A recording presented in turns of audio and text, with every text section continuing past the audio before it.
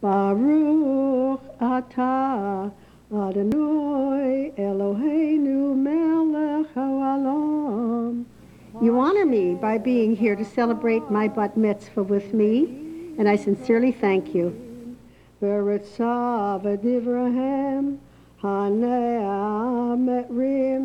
got the energy of a 30-year-old. Oh, I got that wrong again, Randy. Try from the beginning. She's got the curiosity of a 5-year-old. Oh, I can't do that. I don't know why I get stuck on this stupid thing all the time. She's got the seasoning of an 82-year-old. I got that wrong. I don't understand. Well, I mean, I'm not stupid. She's vital, alive, engaged in the art of living.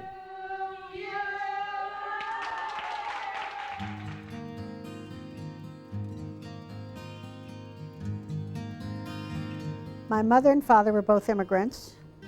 My mother was born in Russia. My father was born in Russia. I was born in Philadelphia in November of 1911. And I had a brother who was younger and a sister who was older. And as I grew up, life was serious for me. I had a lot of fun, and I loved ballet, I loved music, I loved art, I loved my family. Well, nobody ever thought about religion. We were Jews.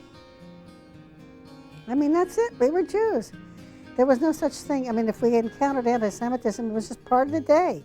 There was very little synagogue life for us because the synagogue was a very small little place where my grandparents went to pray, and the kids just played around the synagogue.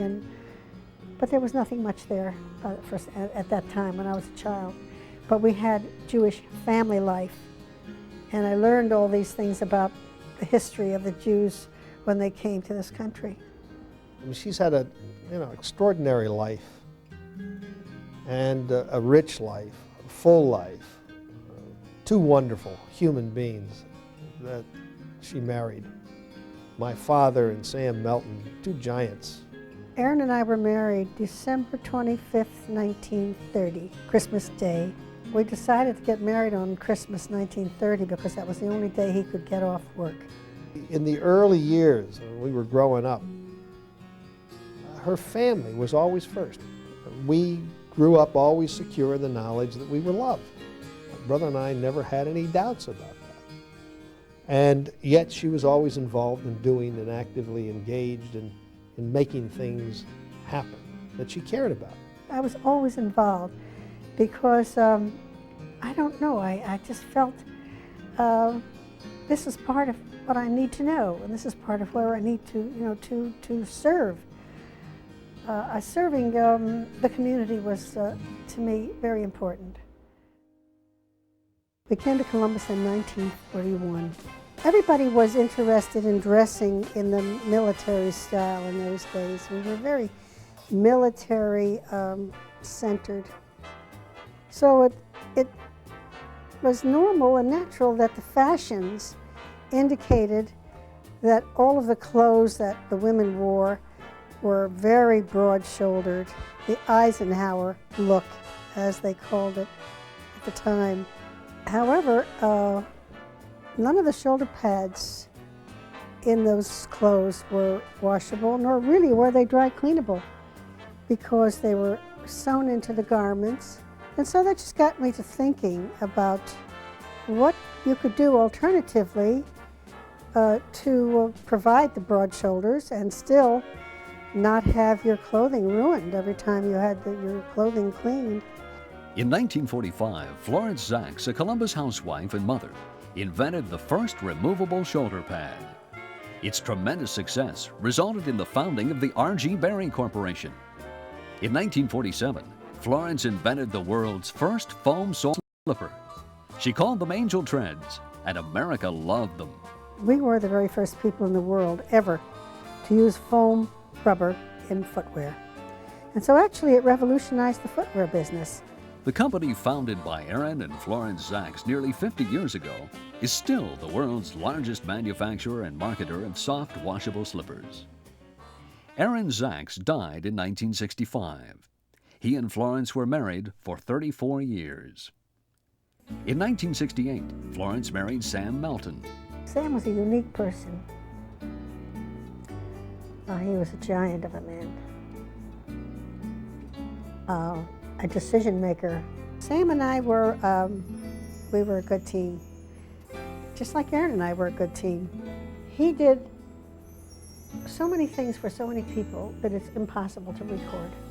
Sam Melton died in 1993. He and Florence were married for 25 years. Today, Florence continues to lead a full and active life. Her contributions are many, to the community and to the business. In this national TV spot, Florence is promoting her latest invention, a casual, specially designed for sore feet. It gives you a personalized fit. But I guess on balance, I think the greatest achievement is that she's come through all this and she's a caring human being. She still passionately cares about life and trying to help make this a better place. In terms of achievements, I think that she's made a real contribution to Jewish education. I developed this whole concept, this proposal for a 2-year school, which would it would provide for serious learners an opportunity to come together and learn from material that was written by a credible group of scholars and educators. The Florence Melton Adult Mini School currently has 71 classes in the United States, Canada, and Australia.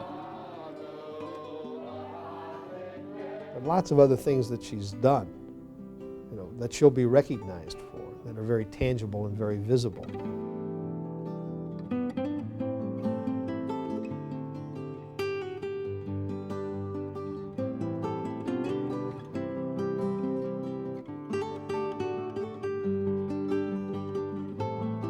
People give for a lot of reasons, and they're very personal. Some people give because they think that it's the right thing to do because their family does it or their friends do it. Some people give because they think that they will be in a more respected category, of our population. But most people give because they see the need. And they really want to make a difference. And when the Columbus Jewish Foundation was formed, the men who were behind it were so knowledgeable and so committed. And they have set it up in such a way as to make the community proud to give through the Columbus Jewish Foundation. I think that the greatest lesson that I've learned from my mother is if you will it, you can do it. It's within your power. What a journey it has been, and the end is not in sight, but the stars are out tonight, and they're bound to guide my way. When they're shining on my life, I can see a better day. I won't let the darkness in. What a journey it has been. If I have any skills, they're a gift. They were given to me for a reason. If I do anything that makes anybody else feel better, live better, that's a great reward. But I don't need that reward in order to do it again.